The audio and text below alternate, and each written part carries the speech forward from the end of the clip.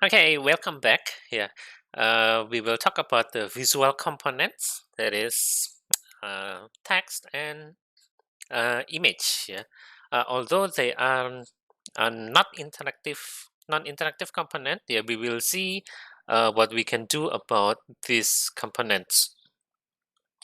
Okay, so the first element is the text. Yeah, it displays a non-interactive text here. Yeah, in Visual C Sharp, you know it as label. You can always add the text. I will remove my image first. Yeah, you can add a text by right clicking on your canvas, then selecting UI, and then pardon me, then select the text. Yeah. If you see here, we have a newer version for the text element. Yeah, which is called a Text Mesh Pro. Yeah, we have for a text, for button, drop down, and input field. Yeah.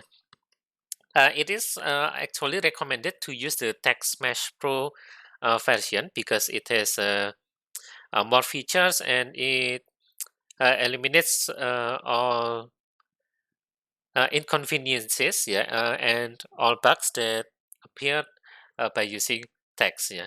But for now, we will try to use the ordinary text, yeah. Uh, if you have already familiarized yourself with the Unity UI text, then you can use the Text Mesh Pro version. Okay, with that being said, then let's add a new text here. Yeah, and as you can see now, the text is very tiny. Yeah, I can barely read what the text is. Yeah, although here it is written new text. Yeah, but I can barely read it. Yeah, this is because my canvas is set to scale with screen size, and my reference resolution is actually quite big, 1600 by 900. Yeah, if you change this to something smaller, like in 4 by 3, for example, like 640 by 480, yeah, then my text disappears. Oh, here actually. Yeah, as you can see here, the the text automatically readjusts itself here by specifying a reference resolution. Yeah, but I don't think anybody here still uses 640 by 480, yeah, unless you have a very old computer. Yeah, so I will reset this resolution to 1600 by 900. Yeah, and then to alleviate this problem, yeah, if you have a very tiny text, then the correct uh, method is by changing the font size. Yeah, please never scale the text user interface. Yeah, if you scale it, then let me show you what why I uh, disagree with scaling a text. Yeah. Okay, as you can see here, if I scale my text to be bigger, then you can see the text is blurry. Yeah. So the correct method of oops, sorry, not scale 0, yeah, 1. Yeah, the correct method of making the text bigger is actually by increasing the font size. Yeah. So for example, let's see, 48.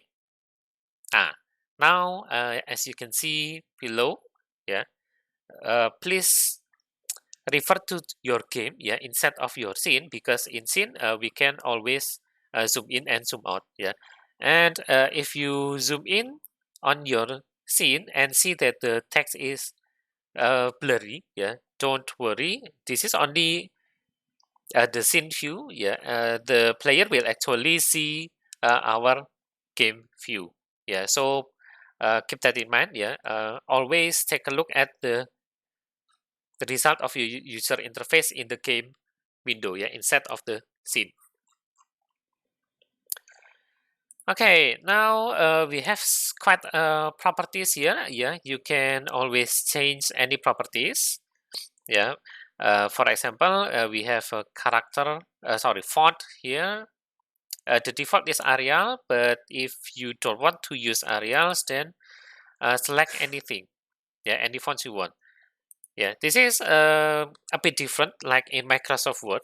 Yeah, in Microsoft Word, you have a combo box to select your desired fonts. Yeah, but here in Unity, you must include the TTF or OTF file. Yeah, for the fonts. Yeah. So, for example, do I have any font here in my computer? Hmm. Let me find it first.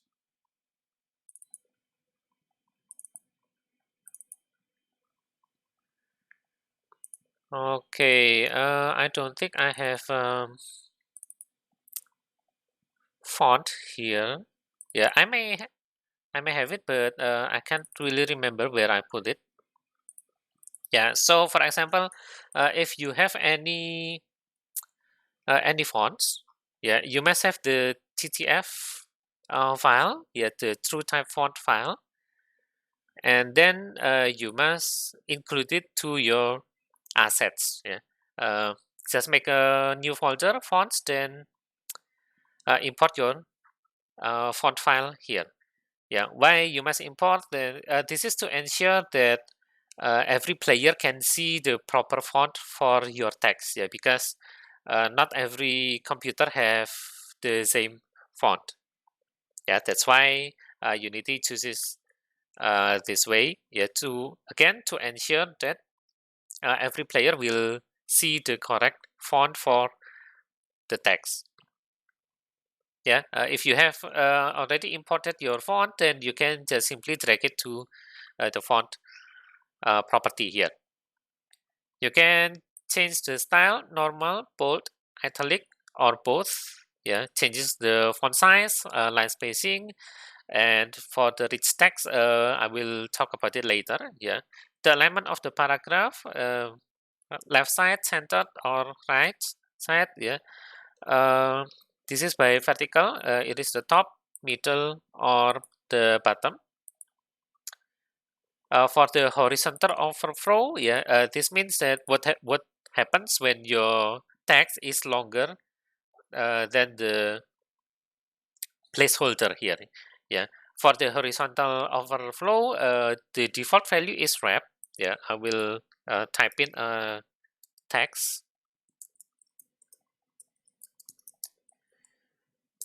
Yeah, as you can see here, my new text there is quite long. Yeah, my text placeholder is not wide enough for my text, so Unity actually will wrap my text, yeah, to the next available space. Yeah, so this is like adding a new line. Yeah, but actually it is wrapping the text. Yeah, if I resize my text, then you can see, yeah, as long as we have enough space, then actually it will be rendered on one line. Yeah, but if there is not enough space, then this is what happens. If you change overflow instead, yeah, then the text will be overflowed, yeah, regardless of your width. Yeah, so my text is actually at this size, but because my text is quite long, yeah, it will be overflown instead of wrapped. Okay, for the vertical overflow, you have truncate or overflow. Yeah, let's see. I have, for example, here 5 lines of text. The vertical default value is truncate. Yeah, that means that uh, any other excess text will not be rendered on the screen. Yeah. So if I change the height of my text, you can see here. Finally, my fourth line is shown. Yeah, and when the space is enough, then my fifth line is shown here. Okay, the other one is overflow. Yeah, this is the same behavior as the horizontal overflow. Yeah, so it means that it will be rendered anyway. Yeah, regardless of the height of your text. Yeah, so I will leave this to wrap and truncate. Yeah, as usual. But I will larger my text first. Yeah, we will talk about rich text now. So if the rich text is turned on, that means that you can use a HTML-like text to format the text. Yeah. So HTML, if you don't know what is HTML, it looks something like this. Uh, this is a tag. Yeah. Open with the less than brace, and then close by the greater than brace. Yeah, so here B is actually one tag. Yeah, but as in HTML, you must close your tag. Yeah, how to close a tag? Just open it with the left less than brace. Yeah, and then followed by slash and followed by the name of your tag. Yeah, here it's B. So I will write B and then close it with a greater sign. Yeah. Uh, as soon as you close your tag, yeah, if your tag is valid, then Unity will execute your tag. So B means bold. We have italic, size equal n, set the text size to n, and color equal to color name or hash RRGGBBAA. Yeah, it means that we can change the text color, yeah, by specifying the red, green, blue, and alpha value. Yeah, let's try it one by one. This is italic one. Italic.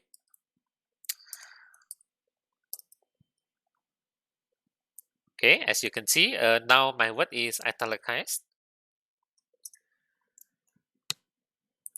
And then size, yeah. Size equals to, let's say, 72. Close my tag. Yeah, as you can see, my font size is 48, but only the 72 uses the font size of 72. Okay, let's try the color. Color equals red. Red text. And close tag. Yeah, you can see now my red text is formatted in red. Yeah, the other way to use a color is color equals to hashtag RGB and A value. Yeah, all of them are in hexadecimal. Yes, the maximum value is 255, or the hexa is FF. Yeah. So for example, if you want to format your text in red, yeah, you will use the red value is FF, and then the green value is 00, blue value also 00, and then the alpha, if you want the text to be fully visible, yeah, fully opaque, then specify FF, yeah. Or usually you can just omit the alpha. Yeah, if you omit, then Unity will assume that you want to use a full alpha, 255. Yeah, red text color. Yeah, as you can see, now my red text is also formatted in color. Yeah. If, however, I change it to something like 0000FF, then it is now blue. Yeah, black is all 0, then white is all F. Yeah, 6 Fs. Yeah, so 1, 2, 3, 4, 5. Oh, I missed one. 6. 1, 2, 3, 4, 5, 6. Yeah, the red value is FF, 255. The green value is FF, yeah, 255, and the blue value is also 255, or FF in hexadecimal.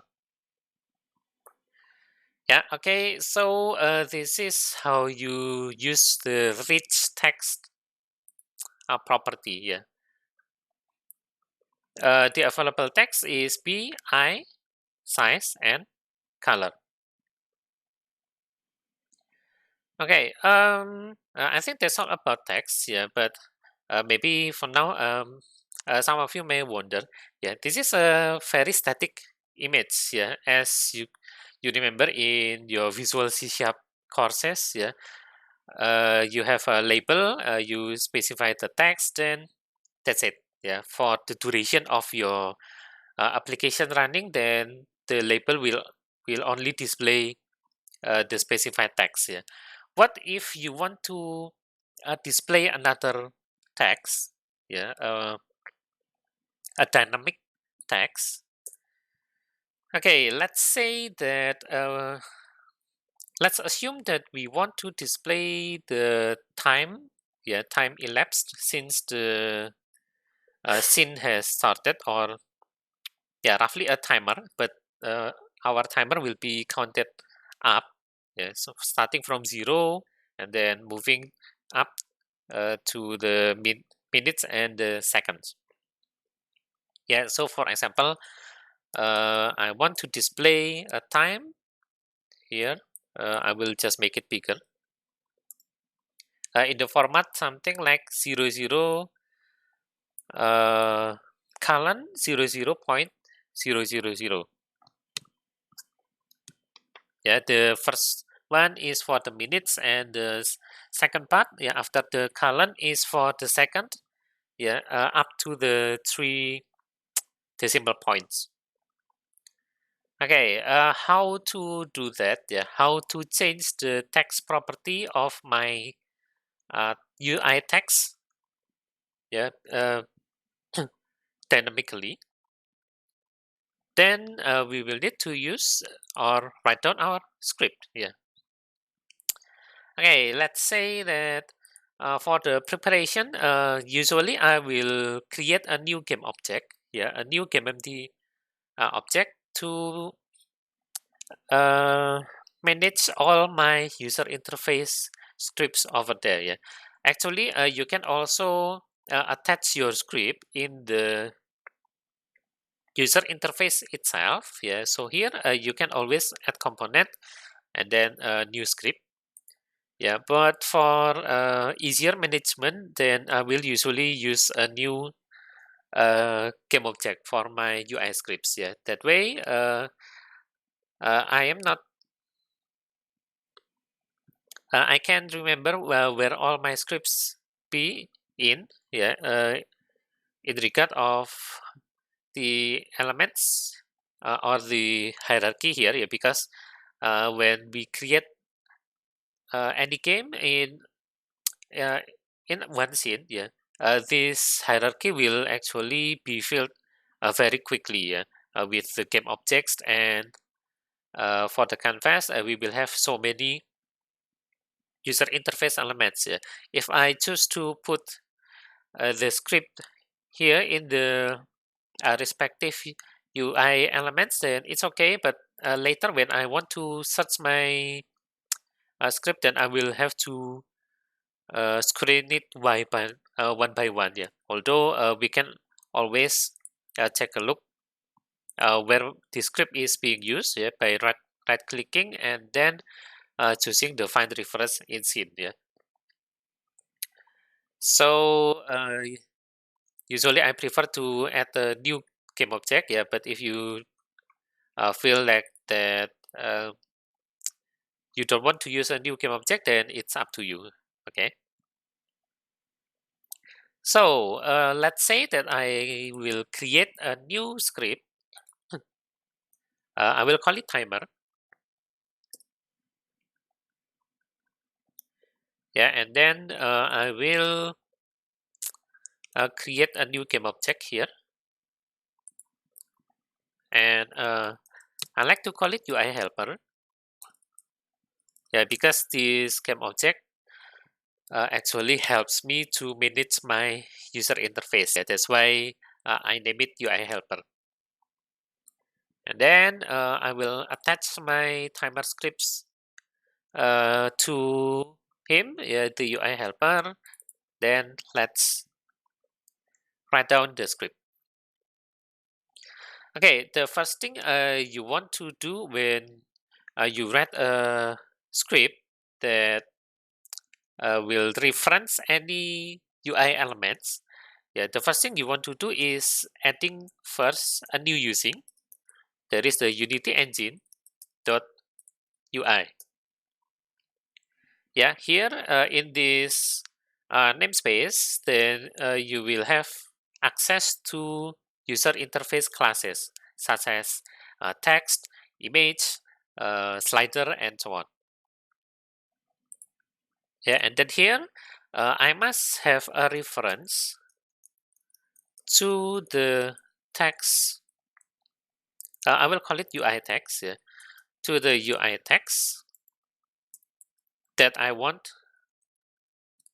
to display. Yeah, I want to use to display my text.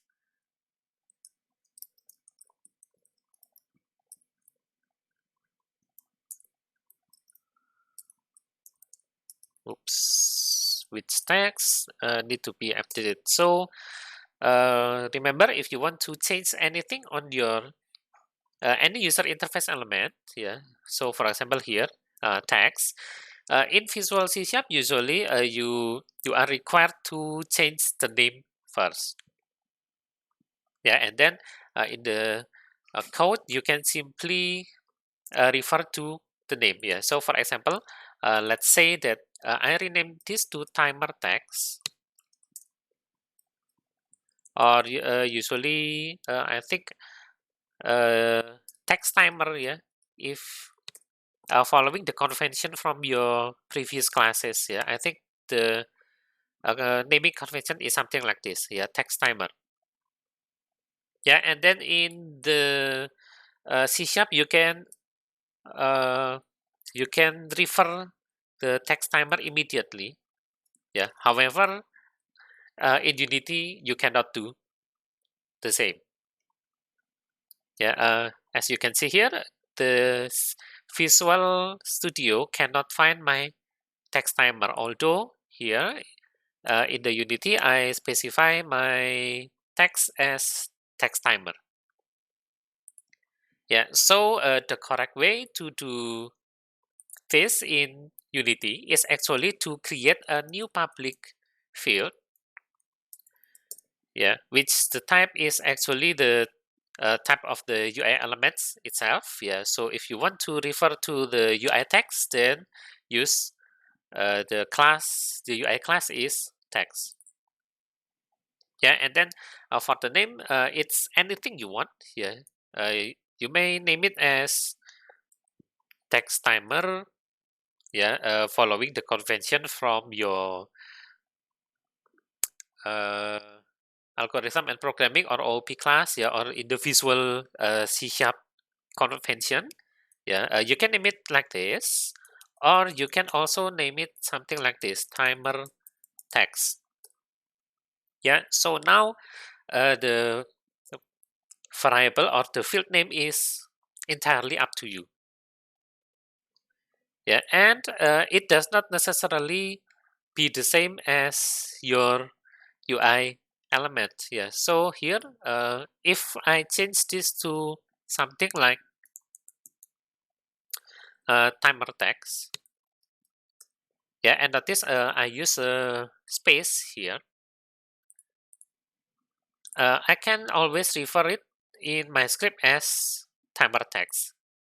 Yeah, so the name does not need to be the same. Yeah, I can just simply call it timer in my Unity hierarchy, and I will refer to him, yeah, here by calling timer text. Okay, so I will add another private field for now. Float time equals to 0. Yeah, and I will make sure that each time this class starts, then my time is runs from 0. Yeah, and then at the update method, I will increase my time by a specified amount. Yeah, this is a specific amount, time plus equals to time dot delta time. Yeah, I hope you remember what is time dot delta time. Yeah, the completion time in seconds since the last frame. Yeah, or in other words, how many seconds has elapsed since the last update for the uh, update method. Yeah, or a fixed update if you call time dot delta time in the fixed update. Yeah, and then I will just change my text for the timer text. Yeah, it is very similar to C sharp. Yeah, Visual C sharp timer text dot text. Yeah, notice that here you don't use a capital T for the text since this is a field. Yeah, not a property. Yeah, remember that Unity regards this as field, although it is actually a property. Yeah, if you see at the tooltip here, yeah, string text dot text get set. Yeah, this is a auto implemented property actually. Yeah, but we will call it a field from now on. So timer text dot text equals to, let's just simply uh, write down time. Yeah, dot to string for now. Yeah, let's save it and then go back to the Unity editor. Wait until it compiles. And in my in my UI helper, now you can see at the timer script, I have a new field timer text, which is now none. Yeah. I must specify the text that I want to use or refer in the script as timer text. So simply drag and drop the text from the hierarchy to the inspector. Yeah, from here, drag it and drop it over here. Okay, let's see what happens now. Maybe I will save my scene first, yeah, just in case.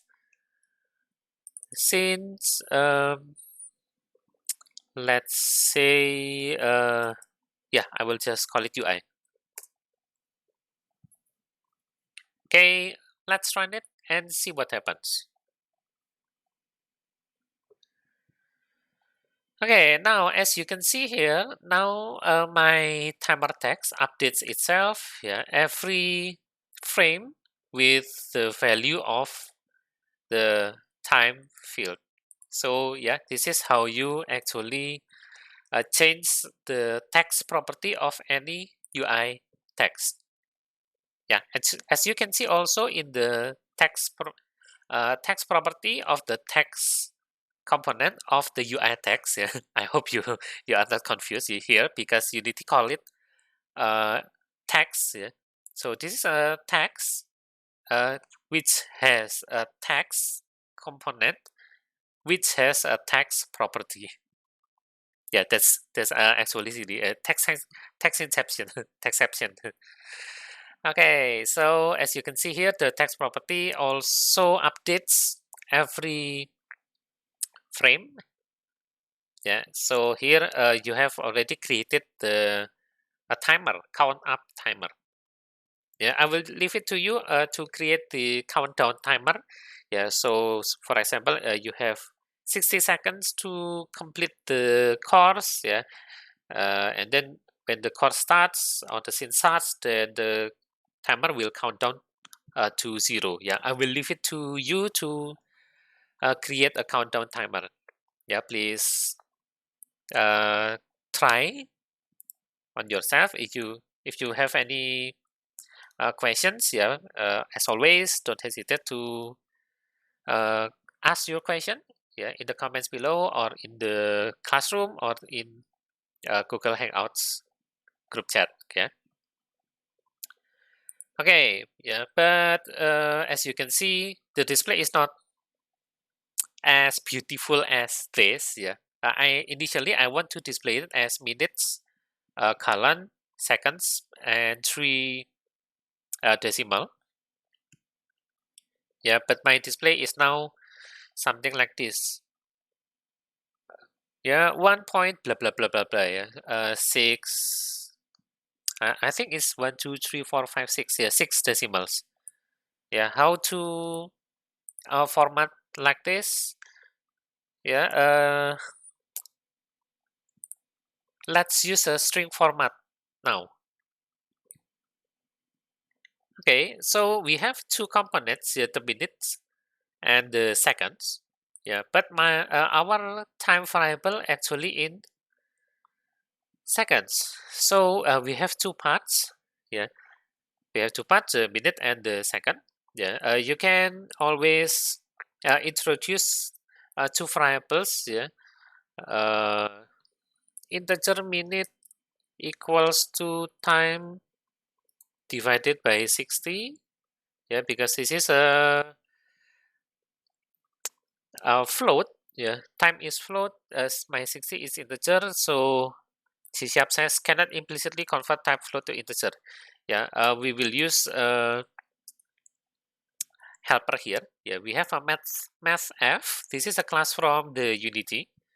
Yeah, which has various method of mathematic. Yeah, mathematic methods. As you can see here, absolute, cosine, sine, and so on. Yeah, but we are more interested in this method. Where is it? Yeah, floor to int. Floor to int, as it names implies. Yeah, floor to int will return the largest integer smaller to or equal to f, or in our case, time divided by 60. Yeah, and then you can always introduce floats. Second equals to time modulus 60. Yeah, and then you may want to create your string here, minute plus colon plus second.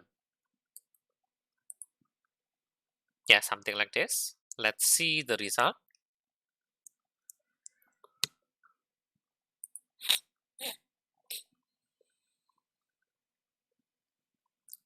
Okay, but the result is something like this. Yeah, similar but not the same. Yeah, if you see, I still have 6,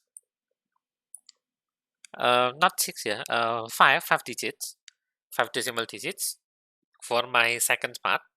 Yeah, and please disregard the comma for now because my laptop is actually in Indonesian. Yeah, so I use comma. Yeah, Unity or C# will automatically use comma for my decimal sign. Yeah, but if your computer is in English, then this will change into a period. Yeah, so disregard the comma for now. Okay, let's see if it reaches 1 minute, what happens?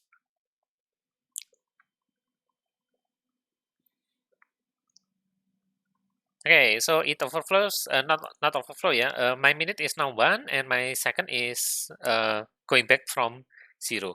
Yeah, however, the format is still ugly, yeah, compared to our standard of 00 colon 00 point 000. Yeah, so let's format them. Okay, so instead of using a string concat, I will introduce you to a string interpolation. Yeah, this is a new feature, yeah, introduced in C Sharp 6. I can't really remember C Sharp 6 is in Visual Studio 2015 or 17. Yeah, but as long as you use Visual Studio 2017, yeah, as I do, yeah, then you will be fine with this feature. Yeah, it is called a string interpolation. Yeah, I will introduce this method. Yeah, you can learn more about the string interpolation in the Microsoft Docs here. Yeah, I will put the link to this document in the description. Yeah, so please take a look uh, of this website. Yeah, actually, it is roughly the same as if you have learned about the string dot format. Yeah, so for example, here, if you use a string dot format, you will see something like this. Yeah, but now using the string interpolation, it is more easier and readable for us. Yeah. Yeah, put it simple, we will start the string interpolation by giving it a dollar sign and then the double quote as usual.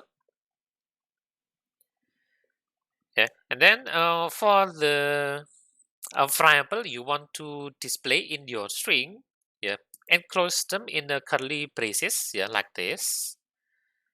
Then specify the variable. Yeah, so curly minute actually means that when C# says this, yeah, the curly minute will be replaced by the value of the minute variable. Yeah, so I will continue the string first. Yes, so for example, you can do something like this. Yeah, so how many minutes, how many seconds? Yeah, you can combine the curly braces with strings. Yeah, this is a typical string. You can combine it, and each time C# sees the curly braces, then it will replace these curly braces with the value of the variable specified in the curly braces. Yeah, so this will be replaced by the minute, the value of the minute variable, and this one will be replaced by the second value. Yeah, let's take a look how this works out. Oops, sorry. Let's see. I think I will need to uh, make my text wider, yeah, because the string is quite long. And let's see. Okay, as you can see here, now I have 0 minutes and blah blah blah seconds. Yeah, this is not formatted for now, but at least you have the first impression for the string interpolation. Yeah, how C# actually interprets this string. Yeah, so here it will replace by the value of the minute variable, and the second curly braces will be replaced by the value of second variable.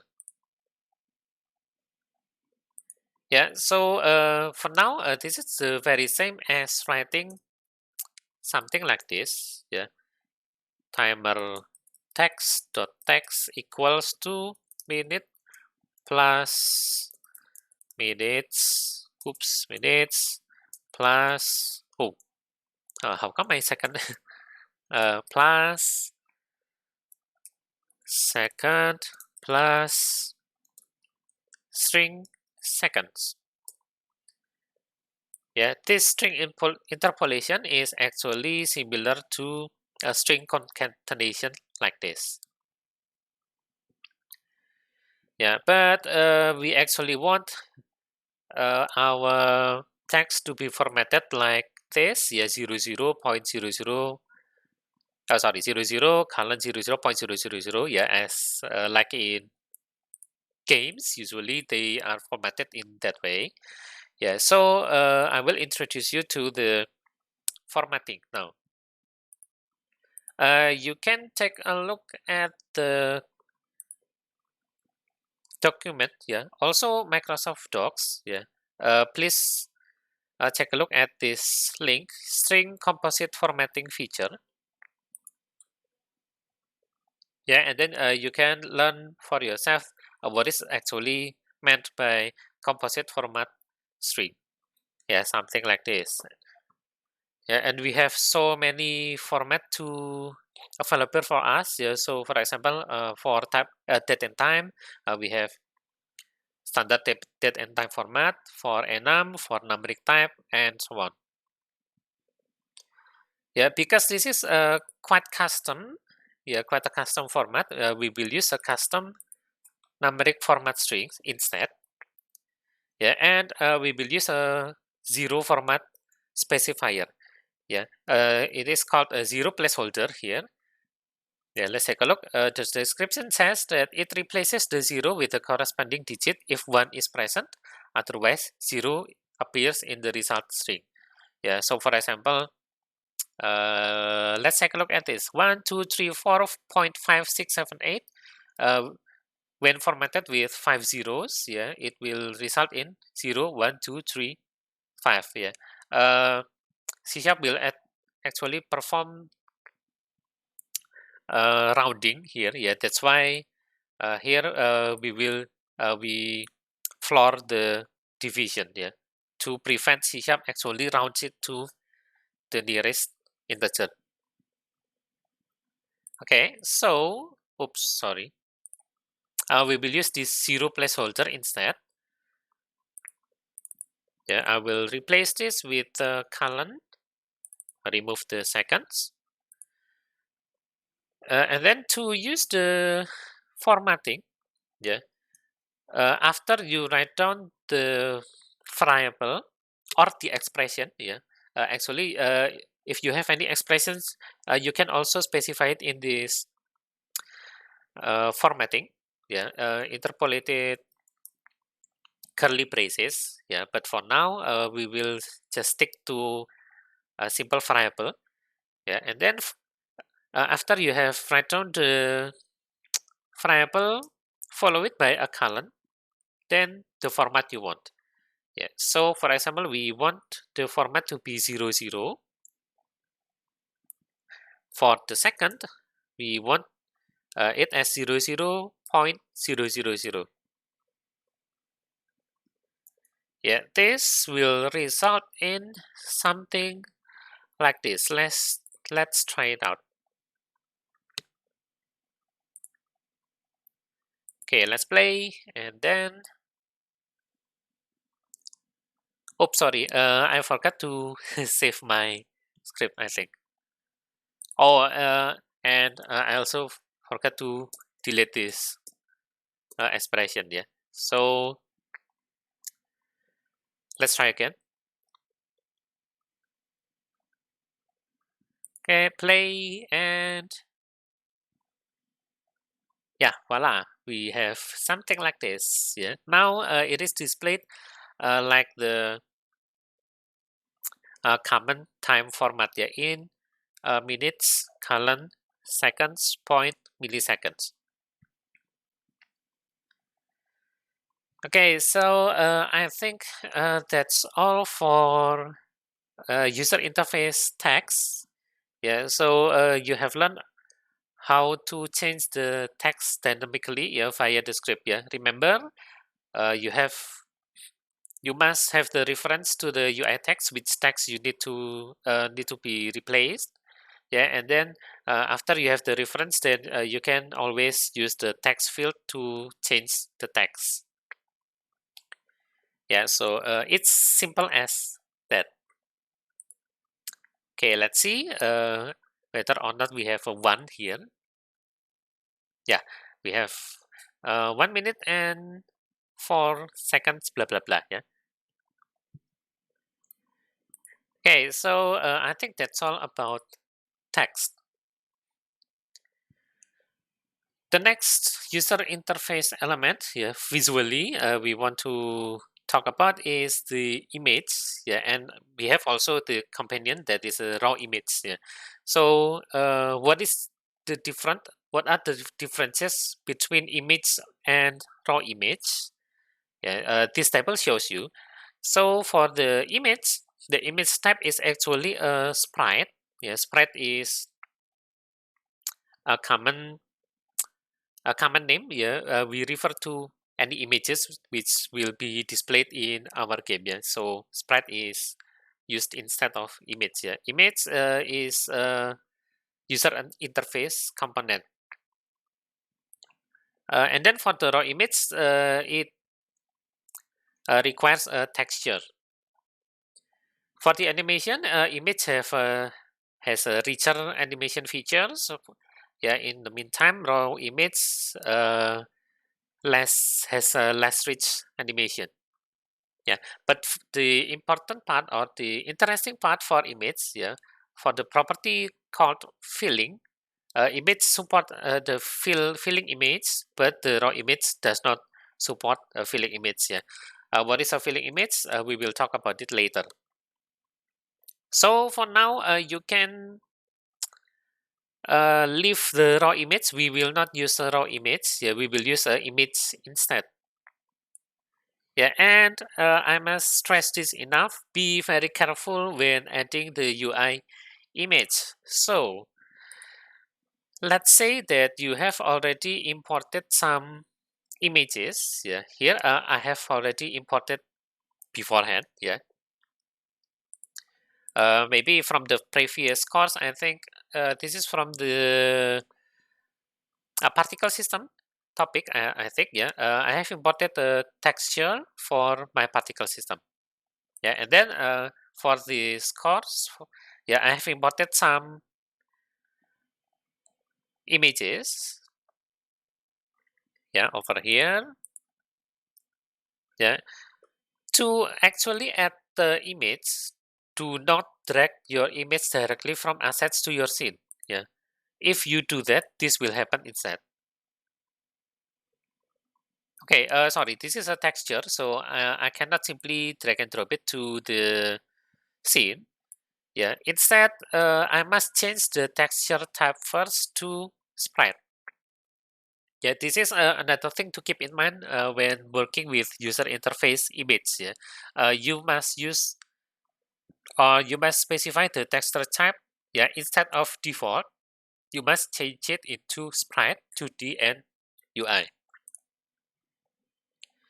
Yeah, and then don't forget to apply. Yeah, this apply button is hidden. You must scroll it to the bottom of your inspector window. Yeah, please apply first before doing anything else. Yeah, although if you forget, then if you click anywhere, Unity will remind you unapplied import settings. Do you want to apply? Yeah, just simply say yes, apply. Okay, now this border 300 is already a sprite.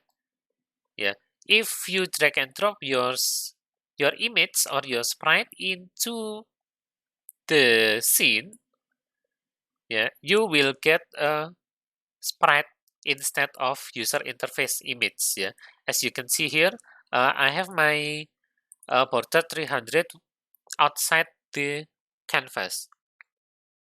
Yeah, this is not a user interface image, but this is a sprite. Yeah, this is regarded as a game object, yeah, which is a sprite that will render this sprite. Yeah, but it is not a user interface. Yeah, so keep that in mind. Yeah, for now, since our project is in 3D, yeah, you can forget about sprite for now because usually we don't use sprite in 3D games. Yeah, sprite is more commonly used in 2D games.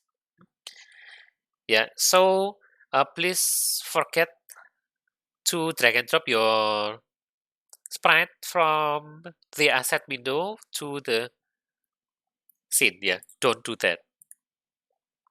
Okay, but instead,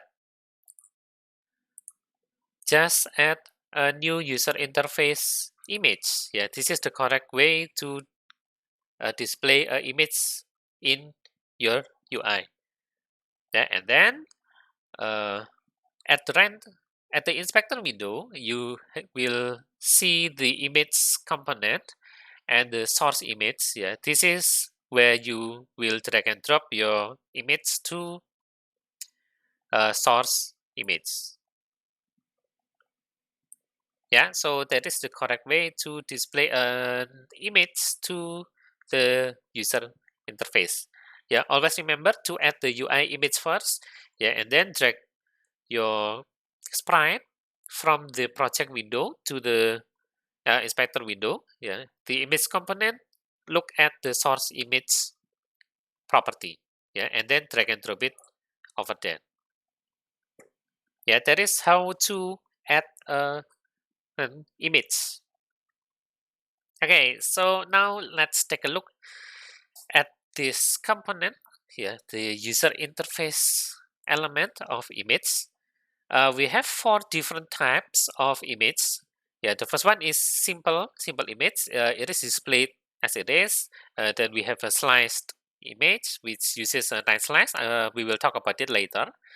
The third one is tiled image, and the fourth one is filled image. Yeah, we will also talk about filled image later. Okay, so by default, the image is a simple image. Yeah, as you can see here. Let's take a look at the tiled image first. Yeah, this is how you create a tile image very quickly. Yeah, your image will be repeated accordingly to the size of your UI image. Yeah, that is the image type of tiled. Okay, what about the sliced one? Okay, for a sliced image, you must perform a technique called a 9 slice to your sprite. Yeah, what is a 9 slice and why we must perform this? Okay, so when the simple image is scaled, the sprite will be stretched to fill the image uh, UI. Yeah, the UI image placeholder. Yeah, but when we scale image, yeah, the sprite will be distorted sometimes. Yeah, this is very true for image that has borders. Yeah, something like this. So at the left side, we have a default size of a border. Yeah, it is nice, nice looking. But if we uh, stretch it, yes, to the right image, then you can see we have a edge distortion here. Yeah, in the uh, upper and lower edge. Yeah, the same as in here. Yeah, although the effect is not very prominent. Let's say about this one. Oh, I have not made it as a sprite. Let me change it into sprite first, and then oops, sorry, not UI helper, but image. Yeah, as you can see here, the oops, sorry. Okay, where are you? Let me undo it. Yeah, as you can see here, my uh, what is this? Yeah, red rounded button is stretched. Yeah, to accommodate the size of my UI image. Yeah, sometimes this is all fine. Yeah, but in most cases, you don't want for the edges to distort. Yeah, that's why uh, we can prevent this by performing what we call a 9 slice. Yeah, as it says, when we perform a 9 slice, we will slice our sprite into 9 different parts, yeah, like this. And after we have sliced our sprite into 9 different parts, yeah, it does not have to be equal in size, yeah, as long as it is divided into 9, yeah. The corners will not be scaled at all, yeah. Here, uh, upper left corner, upper right corner, lower left corner, and lower right corner does not scale. And then for the left and right edges, it will only scale in a vertical direction. Yeah, in the top and the bottom edge, it will only be scaled horizontally. Yeah, meantime, in the center of your sprite, then it will be scaled in both direction. Yeah, in horizontally and vertically.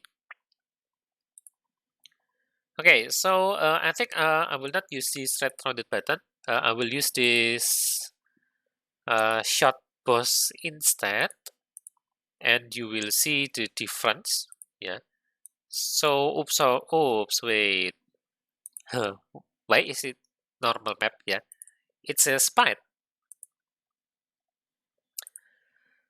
Okay, I will use this sprite as my image here, and as you can see, the edges is distorted a lot.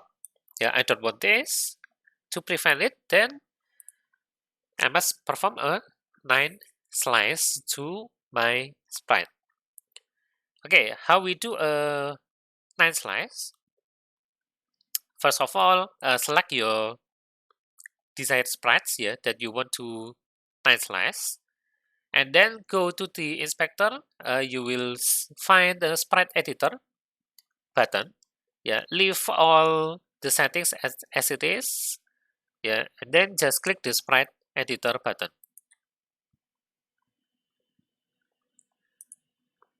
Oh wait, I don't have a 2D sprite package here in my project for now. Yeah, if you encounter the same problem as mine, then let's solve this. Yeah, Unity says please download 2D sprite package from package manager. Okay, let's do that. Let's go to the package manager. You will need to be connected to the internet, yeah, when doing this. And then let's see, where is it? Uh, hmm. Oh, okay. I think it is still loading, so I haven't seen the list. We want to download to this sprite package. Okay, this one. Yeah, so select a 2D sprite. Yeah, and then click install.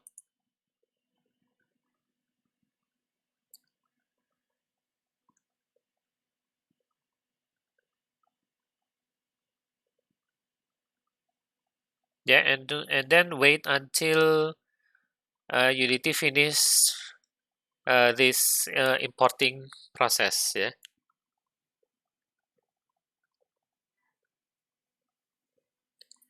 Okay. I think I will skip. I will pause here. Yeah. I will skip to the point where my Unity has finished the importing. Yeah. Okay. So I have finished the importing. So let's close this package manager and then click the sprite editor. Okay, now we can use the sprite editor to perform a 9 slice. Yeah. Okay, to perform a 9 slice, sorry. If you notice here at the edges of my sprite, you will see a tiny green dots. Yeah, over here, up, left, right, and bottom. Yeah, you can actually drag this edge to the desired position. Yeah, now you can see the green line that slices my sprite into two parts. Yeah. Do the same from all four directions, and then you will get uh, 9 parts. Yeah. So this is called the 9 slicing. Yeah, as you can see here, you don't really need to have your slices to be in the uniform scales. Yeah, as you can see, for example here, I only want for my edges, my 4 edges to be something like this in size. Yeah, that's completely fine. Yeah, for example, something like this, then don't forget to click apply. Okay, after you have performed your 9 slice and click apply, you can close this sprite editor. Yeah, and let's see the difference. Yeah, this is a simple image, and then this is the sliced one. Yeah, as you can see now, the difference is quite drastic. Yeah, for the simple image type, it will be stretched all the way. Yeah, but by using a sliced image, which has been already 9 sliced, you will get something like this. Yeah. Now my image is formatted or displayed quite nicely. Yeah, so I can use this as a box, yeah, or a frame or a window to display something.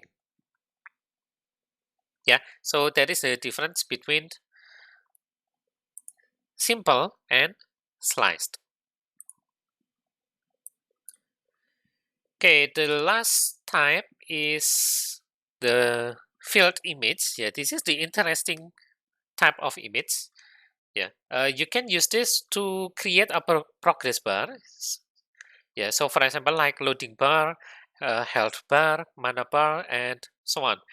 Yeah, we can manipulate the fill amount property. Yeah, which 0 means empty and 1 means filled. Yeah, as you can see in the GIF animation here, I drag my fill amount all the way to 0. Then my bar is now empty.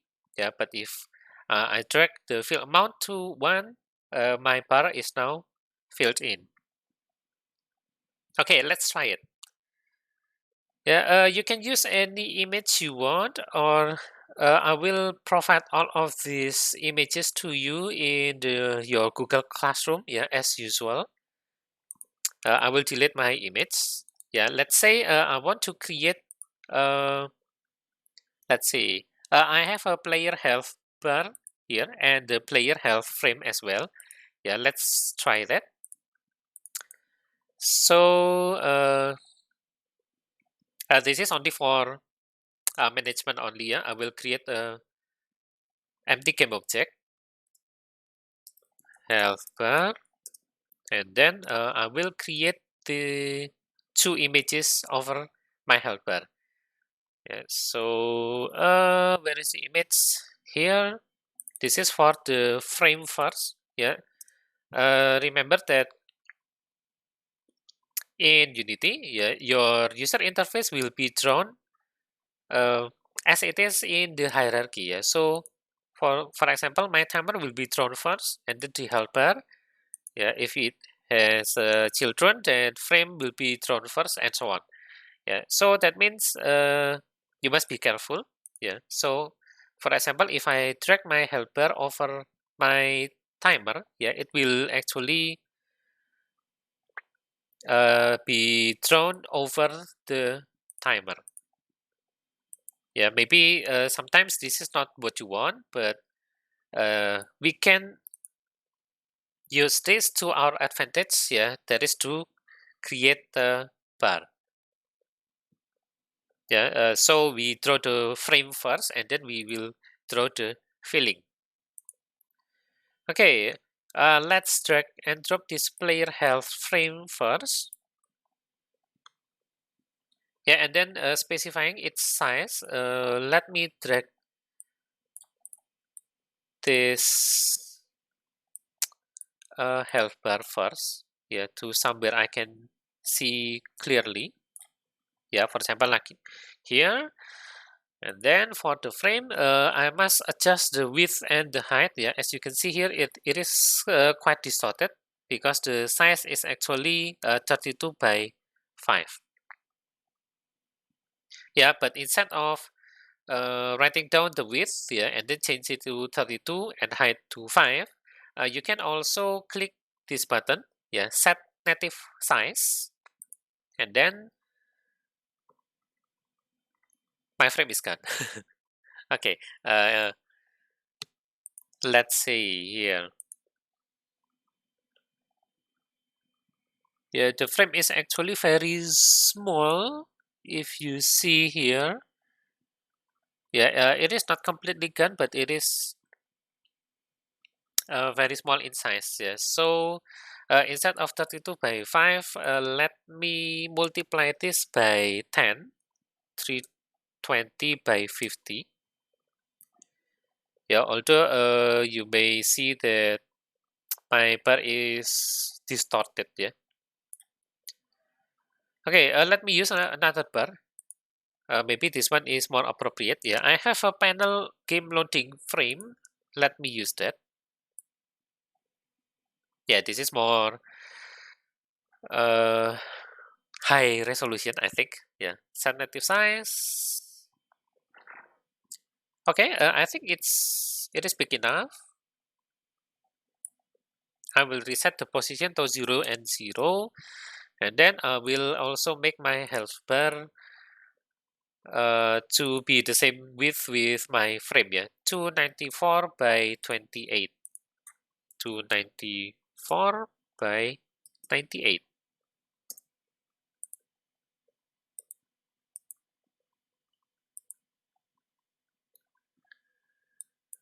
Okay, let me. Oh, sorry, not resetting that. Yeah, I will leave it something like this. Oh, sorry, not 98, 28. Yeah, that's why I have an excess height here. 28. Okay. Yeah, I will zoom in. So this is the frame, and then I will add another image, which I will call this fill, and I will use this image here, panel game loading frame, as the image source image for this sprite. Yeah. I'll click set native size, and I will readjust a little bit. Yeah, because the native size is actually larger than the filling itself. So okay, I think something like this.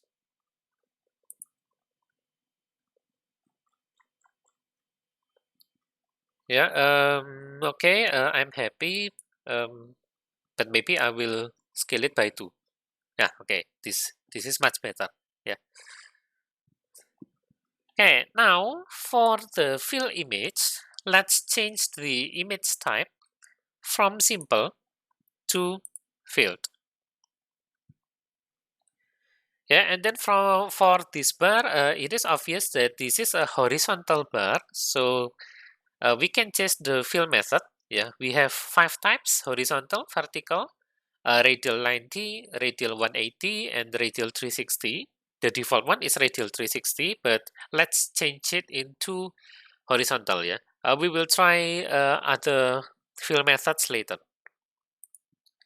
Okay, fill method horizontal, fill origin, leave it at left, and then you can try to drag your fill amount. Voila, you have a quote working bar here. But actually,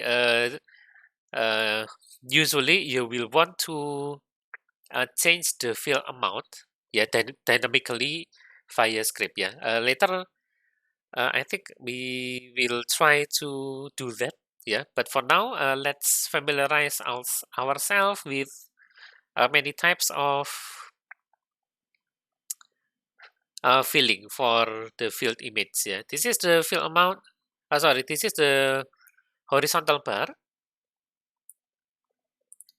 We have also a vertical one. Yeah, if you need, yeah, something like this. And then you have a radial one. This is the radial 360. This one is radial 180. And this is the radial 90. Yeah, so to create the custom health bar, so for example, maybe you have seen some games use a circular health bar, something like this. Yeah, actually, how to create that is very simple. Yeah, for this one, you can create a ring, something like this. Yeah, in any of your preferred image editing software.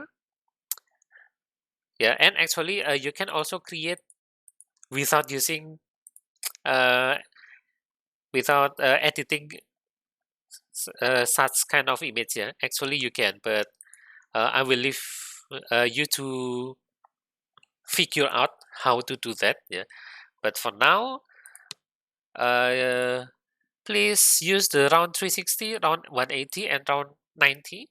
Yeah, if you want to try it out. Okay, here, and then I will use the source image of. Sorry, I think I will all specify all of this as sprites. Yeah, because when you import any textures, yeah, if you use the name textures in your as the name of your folder, then Unity will treat all images as textures. Yeah, with the texture type being the default. Yeah, so you must manually change the texture type into sprite to the end UI if you wanted to display it on user interface. Okay, let's try it. Change the source image to round 360. I will, whoops. I will increase the size 300 by 300. Change the image type to field. Yeah, and let's try the radial 360 version first. Yeah. This is the field amount of 1, and then this is the field amount of 0. Yeah, as you can see, because the field origin is from the bottom and the field amount is clockwise, then you can see our image is filled from the bottom and then it will move clockwise. Yeah, something like this. You can change it to right, for example. Let's see. Yeah, you will have something like this. You can also use the top or even the counterclockwise.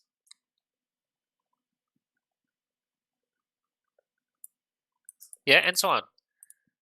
Yeah, please do experiment with all these settings. Yeah, and then uh, now you can see that uh, any games usually will use this custom bar. Yeah, example for your helper.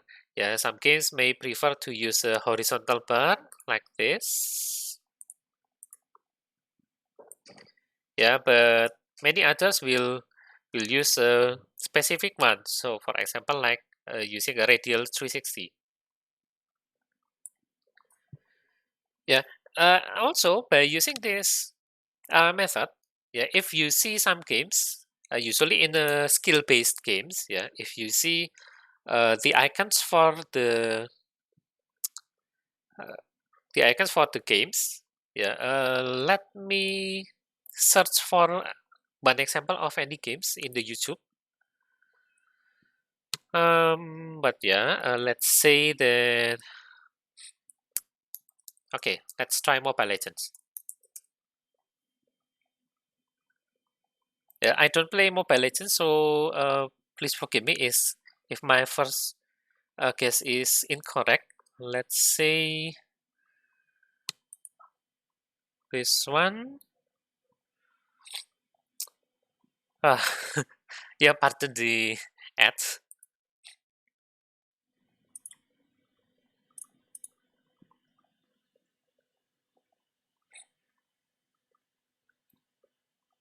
Okay, I don't think this is the correct game. Let me just search for Dota. Um, Dota gameplay, and then let's see. Yeah, maybe this one. Okay, I will move it something like this, and let's see if the icons uses a technique like I want to.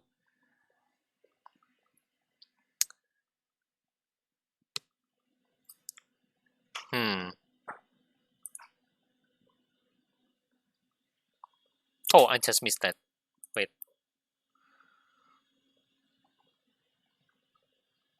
Okay. As you can see in this scale here, I will. Oh, I cannot change the speed. So okay, never mind. You can watch the game for yourself. Yeah. If you see that the icon for this skill, yeah, gradually fills from the top. Oh, okay. Ah,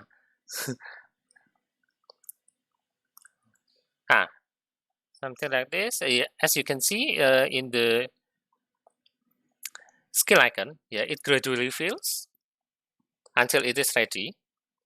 Yeah, you can actually create the same effect in Unity. Yeah, it is very simple to create. Okay, let's say that my skill is actually this. The what? Yeah.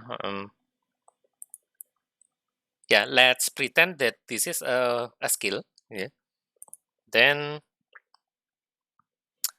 I will create a new empty game object first.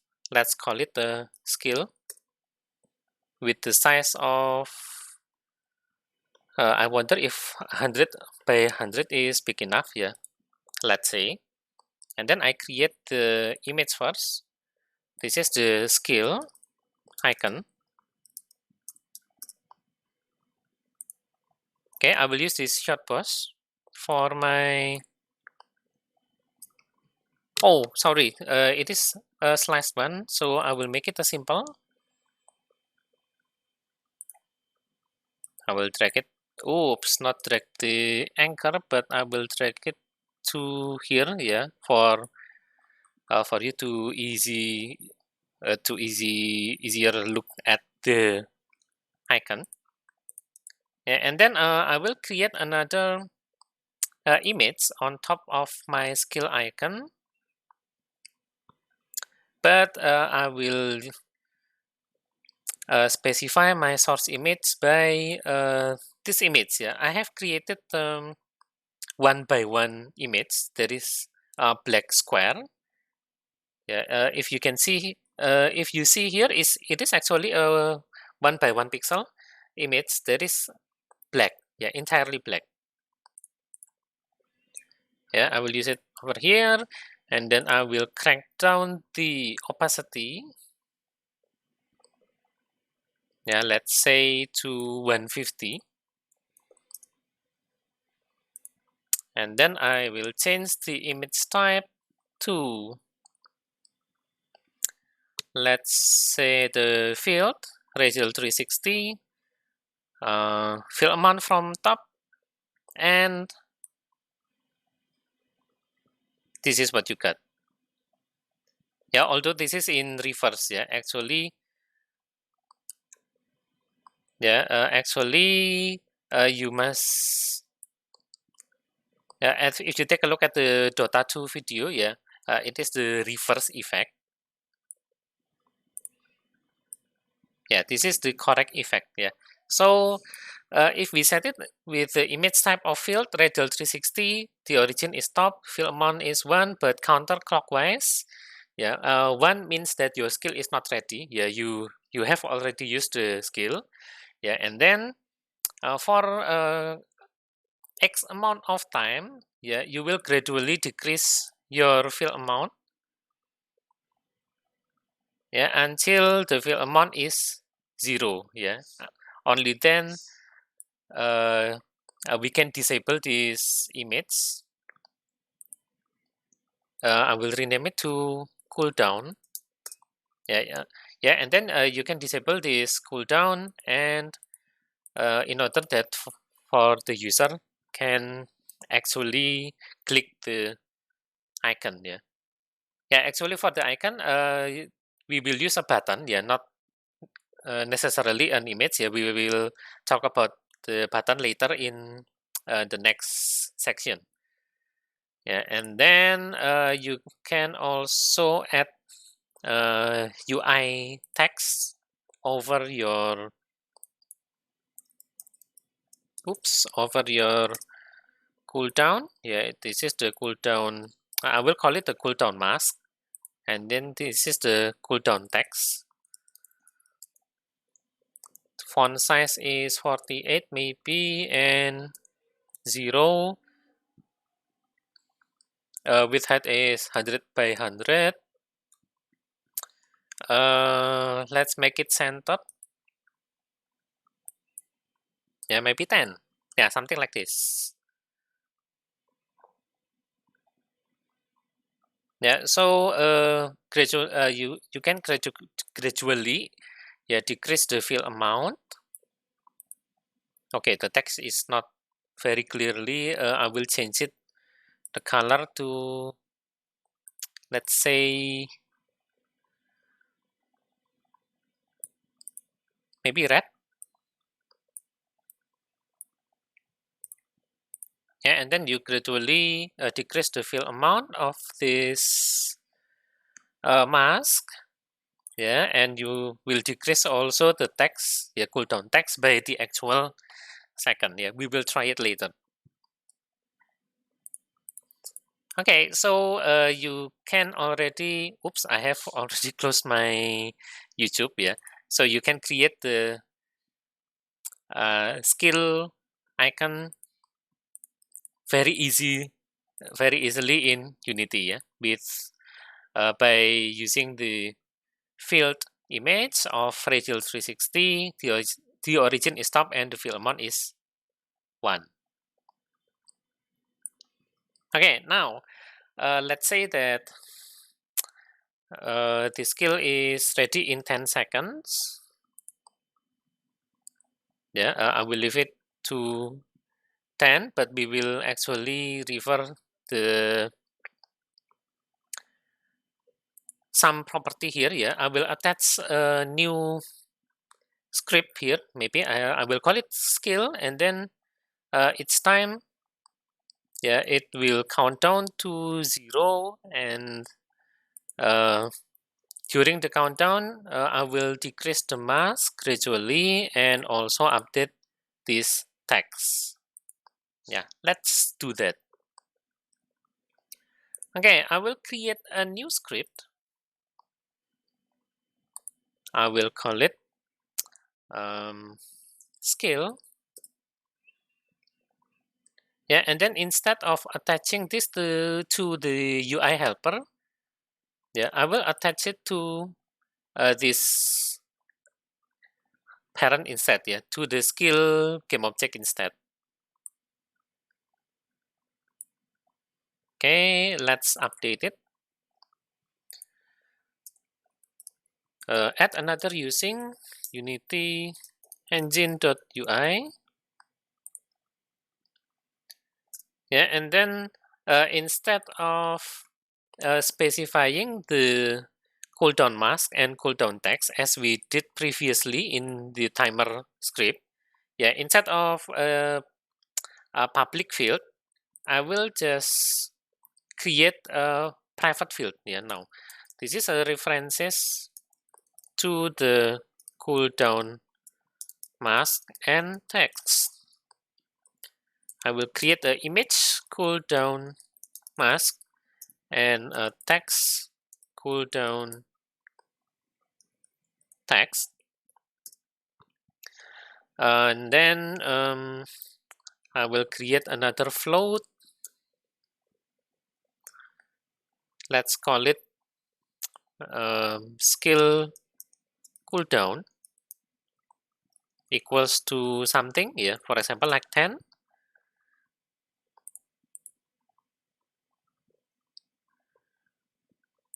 And another one, float time equals to 0. Oh, sorry. For time, this is the actual time that is counted down towards 0. Yeah, in the meantime, this skill cooldown is actually the skill cooldown itself. Yeah, so this is the maximum time. Yeah, when we click the or when we use the skill, yeah, time will be allotted to this value, and then it will count down to 0. So I think this field is not a private one, but I will make it as public.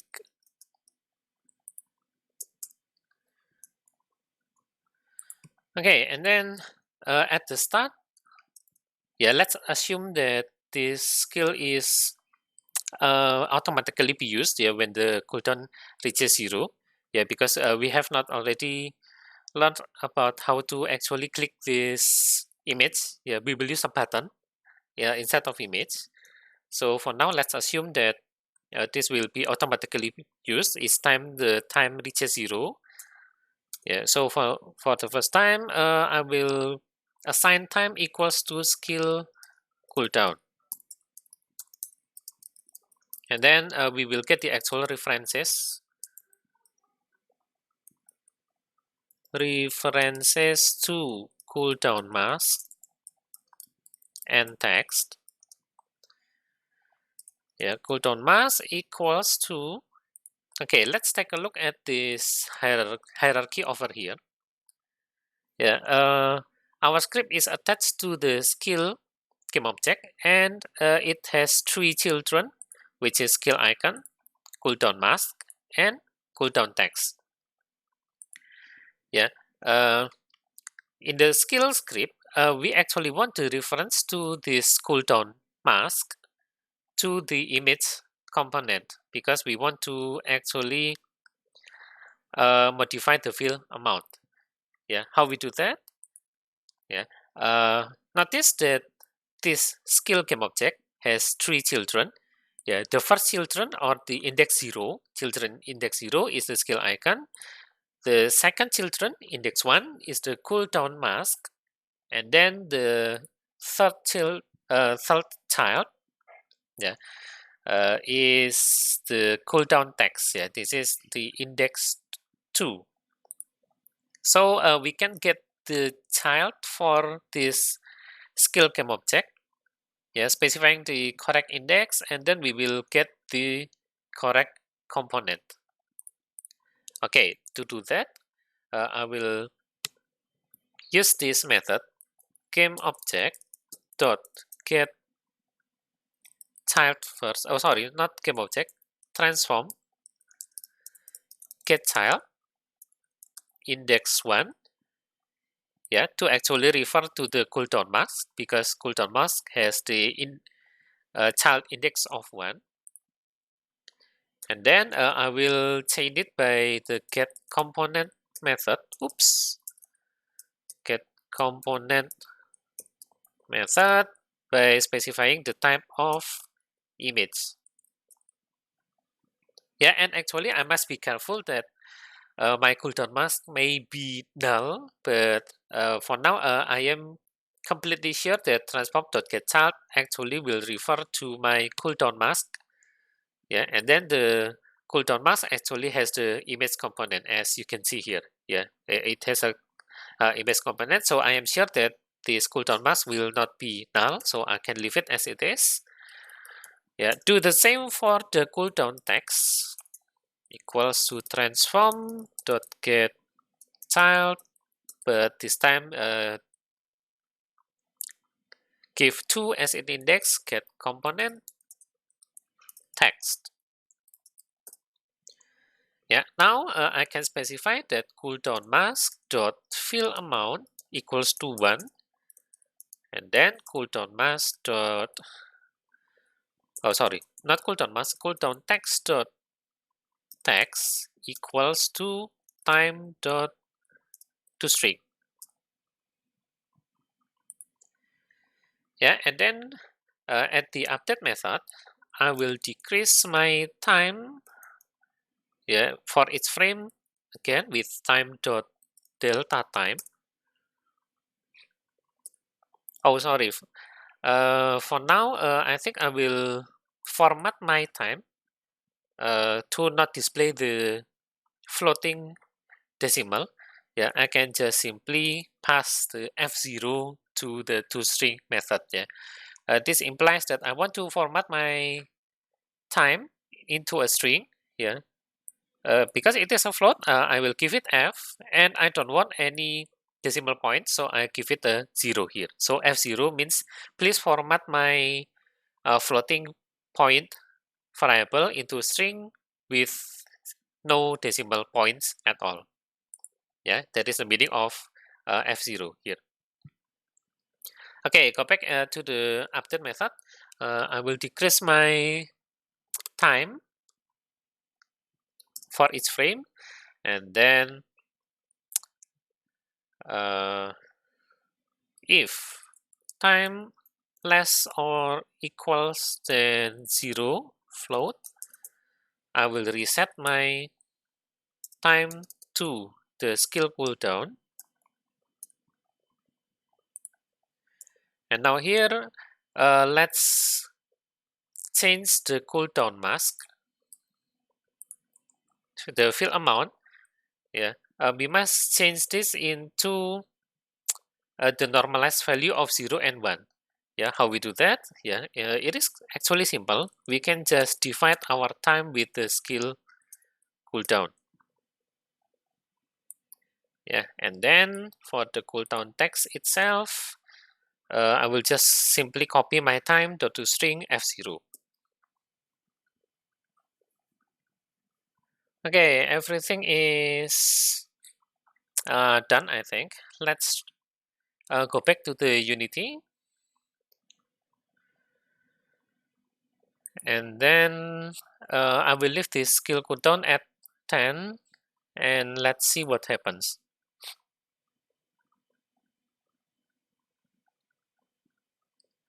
Okay, now you can see that my mask is gradually disappears, yeah, to actually refill the skill. Yeah, and my text also updates according to the time.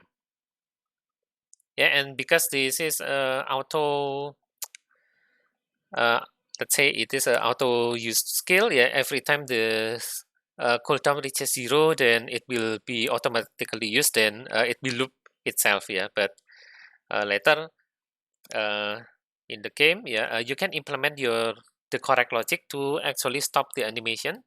Yeah, to stop the cooldown mask from being looped like this. Yeah, stop the cooldown text to be updated, and allow user to actually use the skill icon. Okay, so that's an interesting effect we can achieve by just simply using images. Yeah, we have the image which is a field image with a radial 360. Yeah, and we can also create a health bar here by simply changing the fill amount. Yeah, I hope you will have more inspiration to create a user interface in your game. Yeah. Okay, so I think that's all for the two components. Yeah, the two visual components. Yeah. It is quite a long video, but I hope you enjoy this video about the visual components of Unity user interface. Yeah, we have already talked about text and how we change the text dynamically, and then we have already also tried the image.